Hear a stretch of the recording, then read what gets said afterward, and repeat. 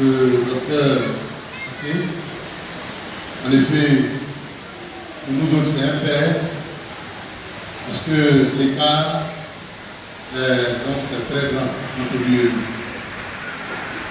Merci à mon grand frère Lucky, mon ami. Merci aux collègues, aux jeunes frères dans le ministère. Merci aux anciens de l'Église, aux responsables, aux diacres, aux diaconesses, à vous et à vous tous. Nous voulons vraiment dire merci. Que Dieu vous bénisse.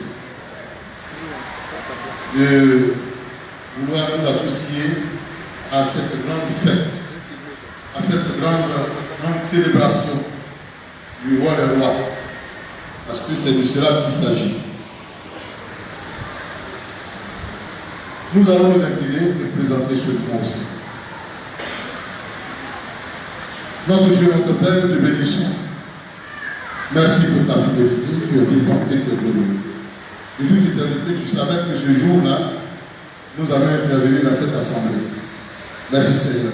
Tu as certainement tes objectifs à toi que tu veux atteindre. Nous te prions et les appels, Seigneur. Bénis ces instants et donne gloire à ton nom. Vive canal, je me dispose à toi, afin que tu atteignes tes objectifs au travers de ce canal. Nous prions que les ténèbres, les démons soient chassés de ce lieu et pliés au nom de Jésus-Christ. Merci notre Dieu d'être avec nous et de nous assister à ton bon esprit. Merci pour ces quelques minutes. Fais-nous bien et donne gloire à ton nom. Au nom de Jésus-Christ. Amen. Je voudrais chanter 2 chants. Ne vous en faites pas. Désirez dans mon temps. Alléluia. Viens faire tout dans mon temps. Voilà. Viens ma chérie. Non, on chante ensemble. Pourquoi j'ai dit ça? Ça n'a rien à voir. Voilà, ça n'a rien à voir.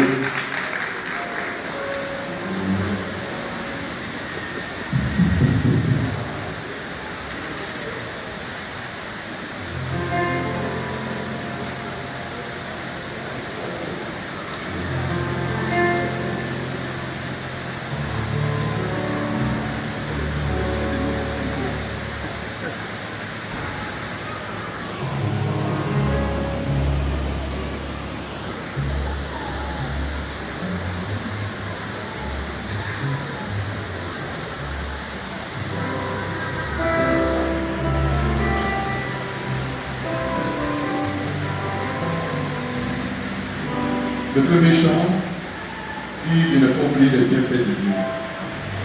Et le deuxième chant, vous le connaissez, donc la grandeur d'une personne, ce n'est pas ses biens, mais c'est ce que Dieu a investi dans sa vie. Amen.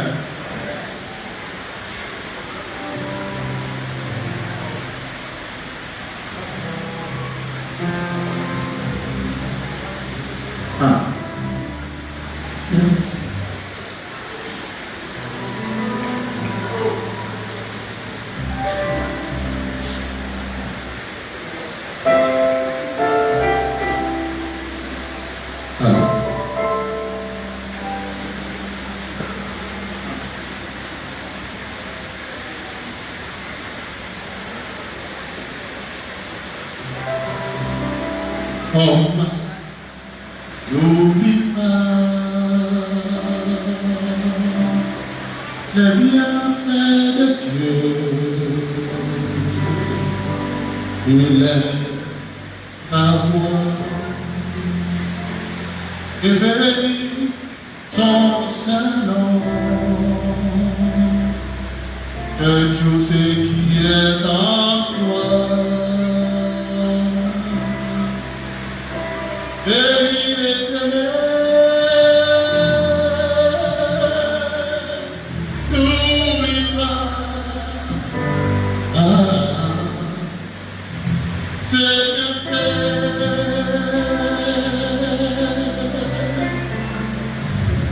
Va, n'oublie pas, non, non, non, non, le bienfait de Dieu. Il est ta gloire. Et béni son Saint-Nom. Et tout ce qui est en toi. Béni l'Éternel. N'oublie pas.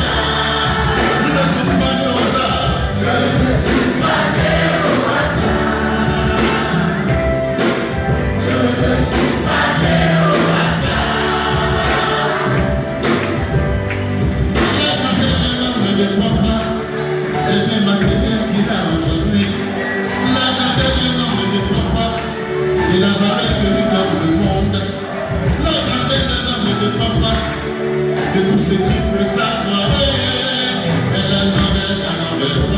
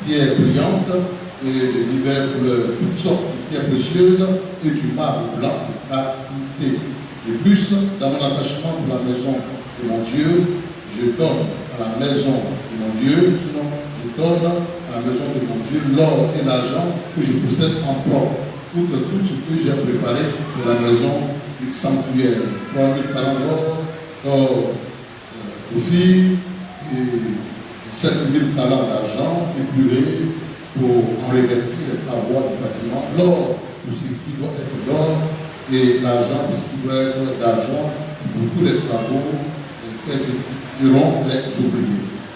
Et à la fin, il dit, qui veut encore présenter volontairement aujourd'hui ses offrandes à l'Éternel. Amen. Nous allons prendre 2 Rois 4, 8, 7. 2 Rois 4, 8, 7.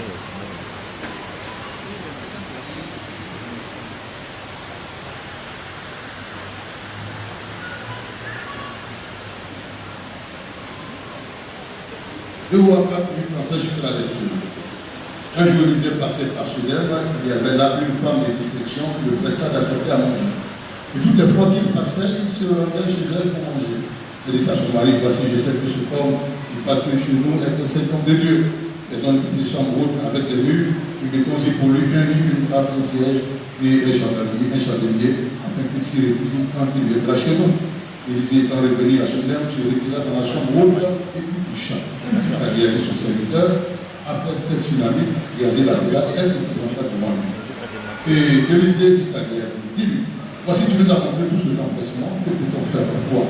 Faut-il parler pour toi au roi ou au chef de l'armée? Elle répondit, j'habite au milieu de mon peuple. Et il dit, que faire mon père? Géasi répondit, mais elle n'a point de fils et son mari est vieux. Et il dit, appelle-moi. Géasi l'appela et elle se présenta à la porte. Élisée lui dit, à cette même porte, l'année prochaine, il embrassera un fils. Et elle dit, non, mon Seigneur, homme de Dieu, ne trompe pas ta servante. Cette femme devait enceinte et elle enfanta un fils à la même époque l'année suivante, comme Élisée lui avait dit. L'enfant grandit, et un jour, il était allé trouver son père vers le moissonneur. Il dit à son père, ma tête. Le père dit à son serviteur, porte-le à sa mère. Le serviteur l'emporta et l'amena à sa mère. Et l'enfant resta sur les genoux de sa mère jusqu'à venir, puis il mourut. Elle monta le coucher sur le lit de l'homme de Dieu, ferma la porte sur lui et sortit. Elle appela son mari et dit, envoie-moi, je te prie, un des serviteurs et une des ânesses, je vais aller vers l'homme de Dieu et je reviendrai. Et il dit, pourquoi veux-tu aller aujourd'hui vers lui? Ce n'est ni une nouvelle ni un sabbat. Elle répondit, tout va bien. Puis elle fit serrer l'ânesse et dit à son serviteur, même il part, ne m'arrête pas en haut sans que je te le dise. Elle partit donc et s'est rendue vers l'homme de Dieu sur la montagne de Carmel. L'homme de Dieu l'ayant aperçu de loin, dit à Géasi, son serviteur, voici cette tsunami. Maintenant, pour l'homme à sa rencontre, et lui, il porte bien, mon mari et mon enfant se portent bien, elle répondit bien. Et dès qu'elle fut arrivée auprès de l'homme de Dieu, sur la montagne, elle embrassa ses pieds, Géasi s'approcha pour la repousser, mais l'homme de Dieu lui dit, laisse-la à son âme, et dans la vertu de l'Éternel nous l'a caché, nous l'a pas fait connaître. Elle dit, ai-je demandé un fils à mon Seigneur, n'ai-je pas dit ne me trompe pas? Et il dit à Géasi, c'est terrain, prends mon bâton dans ta main et pars. Si tu rencontres quelqu'un, ne le salue pas. Si quelqu'un te salue, ne lui réponds pas. Tu mettras mon bâton sur le visage de l'enfant. La mère de l'enfant dit, l'Éternel est vivant et ton âme est vivant. Je ne t'ai quitté le point. Et il se leva et l'a suivi. Géasi les avait dévancés et il avait mis le bâton sur le visage de l'enfant, mais il ne ni voix ni signe d'attention. Il s'en retournant à la rencontre d'Élisée et lui apporta la chose en disant, l'enfant ne s'est pas réveillé. Lorsque Élisée arriva dans la maison, voici l'enfant était mort couché sur son lit. Élisée entra et ferma la porte sur eux deux et il le pria à l'Éternel. Il monta et se coucha sur l'enfant, il mit sa bouche sur sa bouche, ses yeux sur ses yeux et ses mains sur ses mains, et il s'étendit sur lui et la chair de l'enfant se réchauffa. Élisée s'éloigna à la Sakila, à la maison, puis remonta et s'étendit sur l'enfant, et l'enfant éclaira 7 fois et il couvrit les yeux. Élisée appela Géasi et dit, appelle cette tsunami. Géasi l'appela et elle vint vers Élisée qui dit, prends mon fils. Elle alla se jeter à ses pieds et se positionna contre terre et elle prit son fils et sortit. Amen.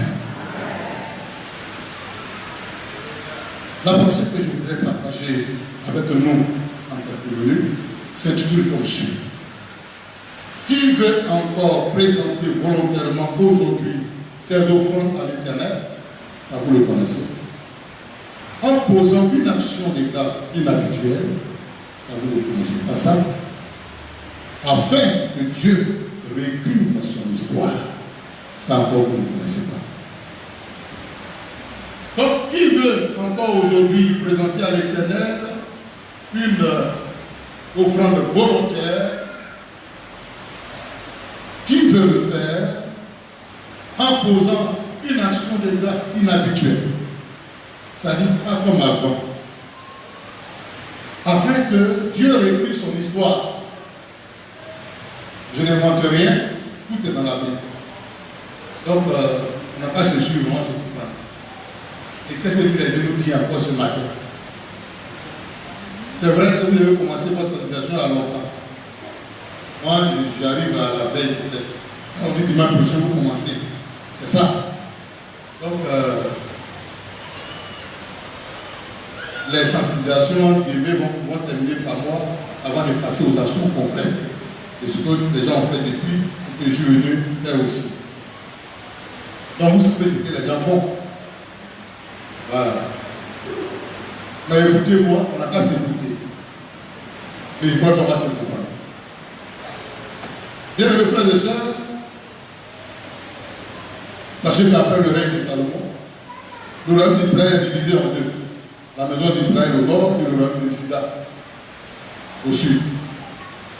Alors parmi les 19 rois du royaume d'Israël, Élisée va en connaître 4. Akab, Joram, Akazia et Jéhu. Alors ces 4 rois vont faire ce qui n'est pas bon. Et ils vont éloigner le peuple de Dieu. Donc vous avez des docteurs ici, donc je ne vais pas vous expliquer trop long. Mais sachez qu'il y a eu ce qu'on appelle le schisme. Il y a eu une division du royaume. Après Salomon. Et donc, ici on est au nord. Et l'homme de Dieu dont on parle ici, Élisée, il a connu 4 rois. Et ces 4 rois-là, ils ont fait ce qu'ils voulaient. Or, quand un roi se comporte bien, le peuple se détache de Dieu. S'attache à Dieu. Mais quand il se détache, quand il se comporte mal, le peuple se détache de Dieu. C'est comme ça. Et donc, ils vont se comporter mal. Et donc, la situation au nord était donc difficile. Bien, mes frères et sœurs, quand nous disons qui veut encore présenter volontairement aujourd'hui ses offrandes à l'Éternel, en posant une action de grâce inhabituelle, afin que Dieu réécrive son histoire, c'est faire allusion à tous les efforts qui ont été faits, qui ont été consentis depuis des années. Ces efforts qui ont été faits jusqu'à présent. Qui veut encore faire? Ça veut dire qu'il y a eu des efforts que vous avez faits. J'ai entendu ce matin que vous êtes à la 7e édition. Mais qui veut encore faire? Au-delà de tout ça, y a-t-il une personne, un frère, une soeur, une famille qui puisse encore présenter volontairement, s'il vous plaît, encore aujourd'hui, ses offrandes à l'Éternel, en posant une action de grâce inhabituelle, en quittant dans la routine, certainement, parce que l'Éternel Dieu veut réécrire son histoire. C'est en cela que l'homme de Dieu Élisée, des passages à Sunem, il va trouver dans cette ville une famille, une femme, qui va encore poser envers sa personne une action inhabituelle, une action extraordinaire. Cette femme va poser une action pour marquer Dieu, ce qui lui sera imputé de façon merveilleuse. Car l'Éternel Dieu va réécrire son histoire de façon magnifique. Et ça, vous allez comprendre. Frères et sœurs, ce matin, à travers ce programme, je voudrais amener chacun de vous à encore présenter à l'Éternel une offrande volontaire en posant une action de grâce. Car certainement tu traverses une situation qui perdure, une situation qui récidive. Accepte simplement d'être extraordinaire et prêt à obéir à la voix de Dieu. Et tu verras ce que Dieu va accomplir en cette année pour toi. Oui, Dieu va l'accomplir pour toi parce qu'il s'agit de Dieu. Dieu veut réécrire et il va réécrire ton histoire. Une situation nouvelle et meilleure. Arrête donc les murmures, les rébellions, les mauvaises résolutions. Et tu verras la gloire de Dieu dans ce que tu fais, dans ta vie, dans ton foyer, dans ta maison, dans tes activités. Psaume 33, 9 dit ceci. L'Éternel dit, et la chose arrive. Il ordonne, et elle existe. Dieu veut réécrire ton histoire. Je ne sais pas quelle est l'histoire qui peut courir à la peau, à la vie. Mais vous savez, de telles actions comme ça, c'est l'occasion que certaines personnes se trouvent des opportunités pour refaire des histoires avec Dieu, pour refaire des situations nouvelles avec Dieu. Bien mes frères et sœurs, comme je dis, c'est vrai que les efforts sont faits. Quand on regarde, quand on rentre dans cette assemblée, on sait qu'il y a des hommes de Dieu, qu'il y a des femmes de Dieu, qu'il y a des personnes ici qui aiment Dieu et qui le servent de tout leur cœur. Certainement émoussés, certainement découragés, certainement blasés. Mais, bien aimés frères et sœurs, le Seigneur veut vous encourager. Parce qu'il veut vous envoyer dans un élan nouveau, dans une action nouvelle, dans un nouveau commencement, dans quelque chose de merveilleux. Et vous allez le voir et le constater. Et ensemble, on va tirer les conclusions.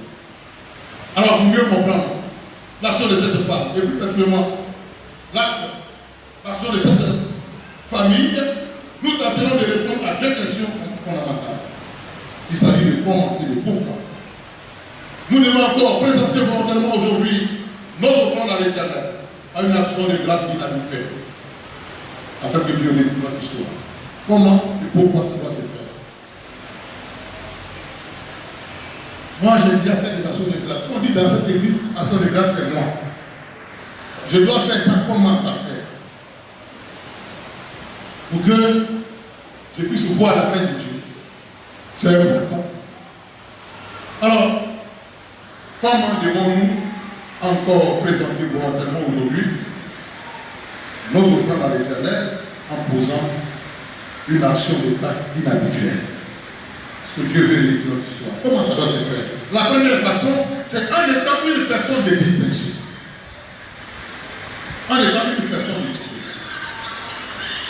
Frères et sœurs, chers amis, sachez qu'il n'y a qu'une personne de distinction qui peut avoir le souci permanent de présenter à l'Éternel de façon volontaire une action de grâce inhabituelle, de manière à répondre aux besoins de Dieu. Car sachez-le, on reconnaît un arbre à son fruit. Et Matthieu 7, 17, 18 le dit, tout bon arbre porte de bons fruits, mais le mauvais arbre porte de mauvais fruits. Et un bon arbre ne peut porter de mauvais fruits, ni un mauvais arbre porter de bons fruits. Bien aimé, nous voulons que chacun de vous soit une personne de distinction. Chacun de vous soit une personne de distinction. Dans l'action que nous voulons faire à Dieu, il faut être une personne de distinction. Alors, une distinction, c'est quoi? Une distinction, c'est une action de faire la différence entre des choses ou des personnes. L'action de faire la différence. C'est une division, c'est une séparation. C'est une marque d'honneur aussi décernée à quelqu'un en reconnaissance de ses mérites. Frères et sœurs, dans cette situation déshumaine, cette situation de déchéance religieuse, morale, sociale, matérielle et même financière, on peut trouver une famille qui va se distinguer, c'est ce que je veux dire. Une famille, une personne qui va se mettre à part. Une personne, une famille qui va agir de façon exceptionnelle envers Dieu et relativement à son œuvre. Et Dieu va magnifiquement réécrire l'histoire de cette famille. Oui, on peut encore trouver à Sunem une famille qui pense aux intérêts de Dieu, qui pouvait se démarquer des autres, de l'ensemble du peuple. C'est la raison pour laquelle Dieu va réécrire son histoire. Bien aimé, chers amis, accepte de faire encore à Dieu une offrande, par une action de grâce inhabituelle, en répondant aux besoins de Dieu, dans cette assemblée et même en dehors, manifeste une action de distinction, et tu verras l'Éternel, ce qui va accomplir pour toi.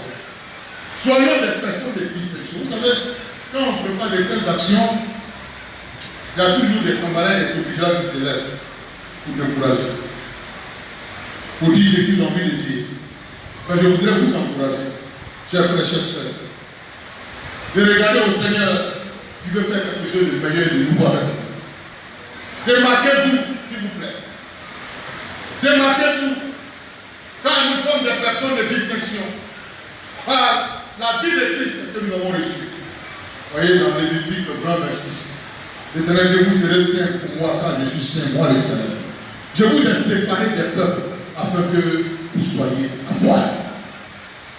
Il faut se démarquer.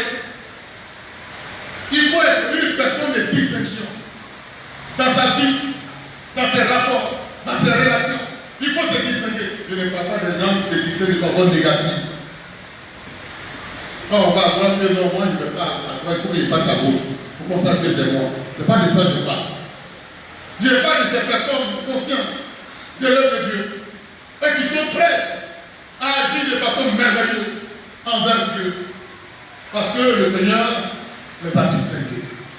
Le Seigneur dit, vous serez saints, car je suis saint. Nous sommes un peuple distingué. Nous appartenons au Seigneur des Seigneurs, au Roi des Rois, à celui qui a fait les cieux et la terre. Nous, chrétiens, nous sommes distingués. Oui, nous sommes distingués. Et c'est pourquoi dans nos actions, nous devons donc être distingués. Bien-aimés frères et sœurs, le Seigneur attend que tu te distingues. Il faut te distinguer. Il ne faut pas rentrer dans ces groupes bizarres qui sont toujours là pour créer toutes sortes de zizanies. Mais au contraire, il faut te distinguer dans ce que tu fais. En tournant à Dieu, il faut te distinguer. En vivant pour Dieu, il faut se distinguer. En faisant les actions pour Dieu, il faut se distinguer. C'est cela. Souvent, on n'aime pas se distinguer quand le Seigneur le souhaite dans de telles actions. Mais quand ça ne va pas, Seigneur, tu ne sais pas que je suis ton enfant, ça veut dire quoi? Tu es en train de dire au Seigneur que tu es une personne distinguée parce que tu lui appartiens. C'est ça. Seigneur, moi ton enfant. Tout à l'heure, une soeur a dit, un frère qui a servi dimanche passé, de dimanche à aujourd'hui, Dieu l'a appelé à lui. Le Seigneur est tout puissant, il est souverain, nous lui appartenons. Et il dispose de nous quand il veut, comme il veut. Sans demander notre avis. C'est ça. Nous devons comprendre. Nous appartenons au Maître. C'est ça. Et c'est pourquoi quand le Père a besoin de nous, il faut répondre. Ce bien-aimé frère, il a servi. Il est témoin de son zèle. Il est témoin de ses actions. Est-ce qu'il savait ce que le Seigneur allait disposer, allait faire pour lui? Mais je sais que Dieu, il prépare toujours intimement ses serviteurs. Parce qu'il y a des choses que Dieu fait, nous ne pouvons pas dire à tout le monde. Voilà. Et c'est tellement personnel. Ou bien souvent, on n'a pas la force et les mots d'expliquer. On sait que la situation est là. Je sais que Dieu l'a préparé. Chers frères, chers sœurs, nous appartenons à l'Éternel.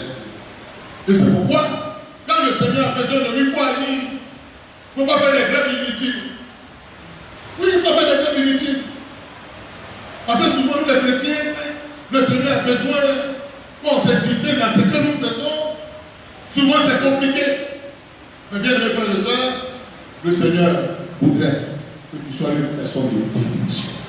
Si tu es là de passage ce matin, si tu es là pour la première fois, le Seigneur voudrait que tu sois une personne de distinction. En sortant d'ici, il faut donc être une personne de distinction. En acceptant Christ dans ta vie et en obéissant à la vie de Dieu. La vie chrétienne est une vie de distinction. Et c'est pourquoi, quand le chrétien agit, il agit de façon distinguée. Oui, bien aimés frères et sœurs, soyons des personnes distinguées dans nos rapports avec le Christ de Jésus. 2 Corinthiens 6, 17. Il dit, c'est pourquoi sortez du milieu de vous et séparez-vous. Dit le Seigneur, ne touchez pas ce qui est impur et je vous appellerai. Sortez du milieu de... Sortez du monde, du péché, des ténèbres, de tout ce qui s'oppose à Dieu. Parce que nous sommes des personnes de distinction. Oui, dans nos rapports avec le Christ de Jésus. Et dans nos rapports les uns avec les autres. Bien mes frères et sœurs, il faut que nous puissions manifester, répondre aux besoins de Dieu en étant une personne de distinction. Quand tu es une personne de distinction, tu poses des actions distinguées. C'est pourquoi David a dit, je ne donnerai pas à l'Éternel ce qui ne me coûte pas, ce qui ne se distingue pas. Non. Bien mes frères et sœurs, l'histoire de cette femme va changer. Parce qu'elle va agir de façon extraordinaire envers Dieu et son serviteur. Oui, Apocalypse 3 veut dire ceci, je me tiens à la porte et je frappe. Si quelqu'un entend ma voix et ouvre la porte, j'entrerai chez lui, je souperai avec lui et lui avec moi. Le Seigneur se tient à la porte de ton cœur et il frappe. Et il frappe. Le Seigneur veut que tu entendes sa voix et que tu agisses conséquemment. Il ne faut pas enrichir ton cœur. Ne laisse pas toutes sortes de situations bizarres t'envahir. Chacun doit faire sa part. Et le Seigneur voudrait que tu fasses ta part. Parce qu'il veut faire des grandes choses pour toi. Donc, comme nous devons encore présenter à l'Éternel une offrande volontaire, comme on doit poser une action inhabituelle, c'est d'abord en le faisant de façon distinguée, en étant une personne de distinction.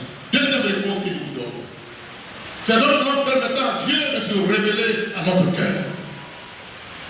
Frères et sœurs, pour devenir l'instrument de Dieu, par une vraie offrande inhabituelle, il nous faut une véritable ouverture à l'action du Saint-Esprit dans nos cœurs.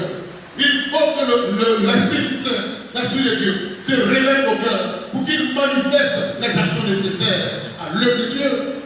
Alors ce matin, laisse mon cœur être touché par le Saint-Esprit. Il y en a depuis que ce mouvement se passe, ils sont assis. Tout ce qu'on dit là, c'est pas leur affaire. Leur cœur est fermé, les oreilles sont fermées. Mais ce matin, laisse le Saint-Esprit te toucher. Oui, dispose-toi à l'action du Saint-Esprit. Ah, il n'y a que le cœur auquel Dieu s'est révélé qui peut lui faire encore et encore, tant que faire se peut, une offrande volontaire et inhabituelle.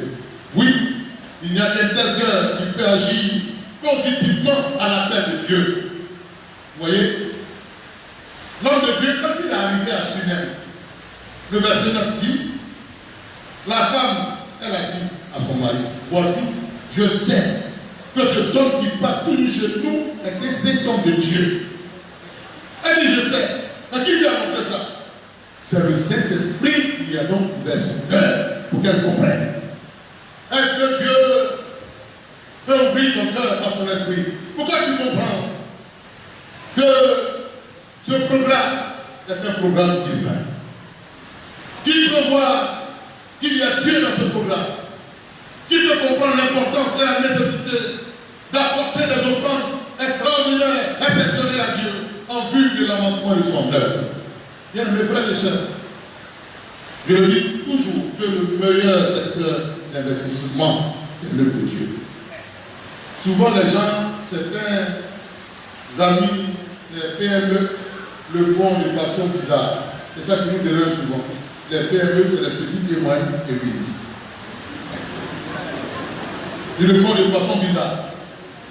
Sinon, donner à Dieu est un principe biblique. Toute la Bible est faite de ça. Dieu a été le premier de la terre. Bien, mes frères et sœurs, qui peut comprendre que ce programme est de Dieu? Il y en a qui disent, on a déjà vu. Même son 10e, on va voir, c'est la même chose. Donc, 7e, si on a fait 16, ça fait une jusqu'à aujourd'hui. Ça, on connaît. Mon frère, arrête de moi. C'est la même chose toujours. Ça, on connaît comment ça a été. Mon frère, ma soeur, c'est vrai que tu as fait il y a 5 ans, mais 6 ans tu l'as fait. Mais chaque année ne se ressemble pas. Chaque jour ne se ressemble pas. Même après ce culte, on va sortir, tu ne sais pas ce qui va arriver. Il faut arrêter des raisonnements bizarres comme ça. Il faut arrêter d'emballer les gens. Mais comprendre que c'est l'occasion de Dieu pour te faire vivre. Bien, mes frères et sœurs, cette femme ne s'est pas mise à douter, à critiquer ou à se moquer de l'homme de Dieu. Elle n'a pas fait des paroles inutiles à son mari autour d'elle, mais au contraire, elle a donné l'occasion à Dieu de se révéler à elle, et ainsi sa vision a changé. Sa vision va devenir beaucoup plus claire et plus grande. Ainsi, elle va pour la énième fois faire offrande à l'Éternel au travers de son serviteur. Ainsi, Dieu va merveilleusement réécrire son histoire. Cette femme, je vous ai dit, quand j'ai évoqué la situation difficile, c'est pour dire que ce n'était pas facile là-bas. Ce n'était pas facile. Vous voyez, elle a fait tout ça et puis l'homme de Dieu a dit, mais qu'est-ce qu'on peut faire pour elle? Il a dit, on va faire quoi? Et puis ils m'ont appelé. Ils ont dit, on n'a pas parlé pour toi au roi ou au chef de l'armée. La situation n'était pas facile. Elle a dit, non, j'habite au milieu de mon peuple. Elle a dit, je suis dans mon village. Je n'ai pas de problème. Mais si l'homme de Dieu a posé quelque chose, c'est parce que ce n'était pas facile. Chers frères, chers sœurs, oui, la situation n'est pas facile. Notre pays est en difficulté. ça ne va pas. L'argent travaille, ça ne sort pas. Ce n'est pas dans l'autre bouche, c'est vrai. Mais c'est dans cette atmosphère que Dieu voudrait que tu te distingues. C'est dans cette atmosphère que le Seigneur a besoin de toi. C'est pourquoi laisse le Saint-Esprit se révéler à ton cœur. Pour que pour la énième fois tu apportes à Dieu. Il dit, mais mon frère, quand tu vas apporter quoi dimanche à l'heure? Moi, tu vas faire quoi? Ah, moi, voilà ce que j'ai préparé pour Dieu. Comment ça? L'année passée, tu as fait ça. Cette année, tu vas faire comme ça. Il faut laisser ça. Est-ce que tu es le seul? Oui, je suis le seul. Je suis le seul. Il faut laisser ceux qui veulent s'engager avec Dieu, s'engager avec Dieu. Parce qu'il s'agit de son œuvre, s'il vous plaît. Voyez, en Actes 9:6, sur la route de Damas, Dieu s'est révélé à Paul.